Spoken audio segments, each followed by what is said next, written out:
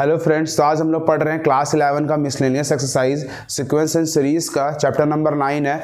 मैं आपको question number 8 बता रहा हूँ। इससे पहले का मैंने 7 क्वेश्चन ऑलरेडी बता रखा है। आइए पढ़ते हैं। क्वेश्चन बोल रहा है सम ऑफ सम टर्म्स, ये वाला सम और ये वाला सम दोनों डिफरेंट है, ठीक है। बोलता है कि कुछ टर्म को जोड़ने पे, कुछ सम मतलब कुछ, सम मतलब जोड़ना, जीपी के कुछ टर्म को जोड़ने पे हो जा रहा है 315। अब जिन टर्म्स को जोड़ने का हो जा रहा है 315, उसी टर्म्स का बात कर रहा है, हमको इससे बाहर नहीं जाना है, कुछ ज़्यादा नहीं सोचना है। कुल मिलाकर आप समझ सकते हैं ये एसएन का मान दिया है 315। फिर बोलता है वो जो जीपी है उसका फर्स्ट टर्म और कॉमन रेशियो आपको पता है 5 और 2 रिस्पेक्टिव, बोले तो क्रम अनुसार। फर्स्ट टर्म बोले तो ए का मान 5 और आर का मान 2। अब आपको लास्ट टर्म निकालना और नंबर ऑफ टर्म्स निकालना। नंबर ऑफ टर्म्स का मतलब एन निकालना है। जैसे आपको पता चल जाएगा एन, अगर एन का मान 12 है मतलब टोटल 12 टर्म्स था जिसको जोड़ने पे 315 हुआ, तो फिर ए 12 निकाल देना, लास्ट टर्म तो 12 ही होगा। चलिए शुरू करते हैं।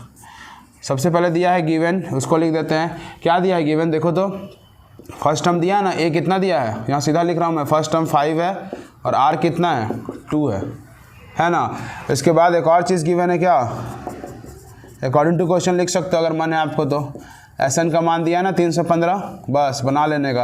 अब एसएन के मान हमको पता है, ए और आर का मान पता है, तो एन नहीं निकल जाएगा। इसका लगाइए फॉर्मूला, ये क्या होता है, ए आर का power N minus 1 by R minus 1 equal to 315।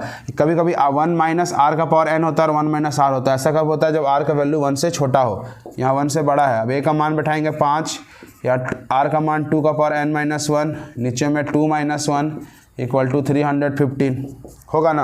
अब ये 2 में से एक गया तो बस खत्म, नीचे कहानी कुछ नहीं बचेगा। ऊपर बचेगा 5 2 का power N minus 1 equal to 315 बचेगा ना। अब वो कहाँ जा सकता है, ये वाला 5, ये चिपका 5 उधर भेज सकते हैं, तो इधर बचेगा 2 का पावर एन माइनस 1 और ये इससे ऐसे डिवाइड हो जाएगा, ठीक है। अब इधर आ जाते हैं। यहाँ पे क्या, ये जब इसको काटेंगे कितने बार में कटेगा, 6 5 जा 30 और 5 3 जा 15 63। इधर बचेगा 2 का power n minus 1 equal to 63। अब क्या करें, अब और इजी है, 2 का power n equal to minus 1 उधर जाएगा तो क्या होगा 63 प्लस 1, तो 2 का पावर n इक्वल टू क्या होगा 64।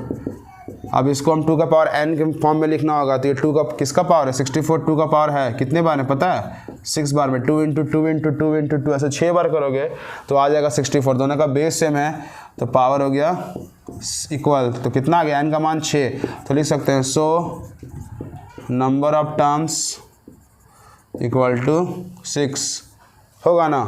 अब जैसे ही नंबर ऑफ टर्म्स पता चल गया, अब हमको क्या पूछा था, लास्ट टर्म का मान पूछा था, तो लास्ट टर्म क्या होगा, अब इसका n का मान तो 6 हो गया, तो लास्ट टर्म क्या होगा a6 नहीं होगा। अब a6 का फॉर्मूला पता है, ये an के फॉर्मूला के जैसा। अगर an का फॉर्मूला क्या लिखते हैं, a का power n, a into R का पावर n माइनस 1, तो जो यहाँ होता है उसमें एक घटाना होता है। तो अगर यहाँ 6 है तो 6 में एक घटेगा, कितना आएगा AR 5 होता है, आपको पता भी होगा इसका फॉर्मूला। AR A6 का होगा AR 5, A7 का AR 6, यहाँ जो नंबर उसमें एक नंबर यहाँ घटा देना होता है। अब A और R दोनों पता है हमको, A का मान कितना था 5 और R का मान कितना था 2, तो 2 का पावर 5, तो यहाँ 5 होगा, यहाँ क्या होगा 2 का पावर 5 होता है 32। दोनों को इंटू करो, 32 × 5 = 160, तो A6 कितना हो गया 160, सो लिख सकते हो so last term equal to 160। आपका ये एक आंसर है और ये एक आंसर है, देख लो बहुत इजी। आप इसका स्क्रीनशॉट लेके रख सकते हो, बहुत इजी था। आपको जो जीपी दिया था 315, वो एसएन दिया था, सब नंबर का टर्म्स, और ए भी पता था आर भी पता था। एक सिंपल सा सवाल था, बस ये पढ़ के घबराना मत। अब 300 जितना भी टर्म्स है उतना ही टर्म्स, कितना टर्म्स है 6 टर्म्स, वही 6 टर्म्स को जोड़ के 315, और हमको उसी में बात करना, हमको उससे बाहर जाना ही नहीं है, ठीक है। तो आपको एसएन पता था, एन निकाल लिया गया। एन निकालने के बाद एन अगर 6 है तो लास्ट टर्म A6 हो गया, इसी एपी का, इसी जीपी का जिसका बात किया, तो वैसे 160 निकल गया, सबको जोड़ने पर 315 आ गया।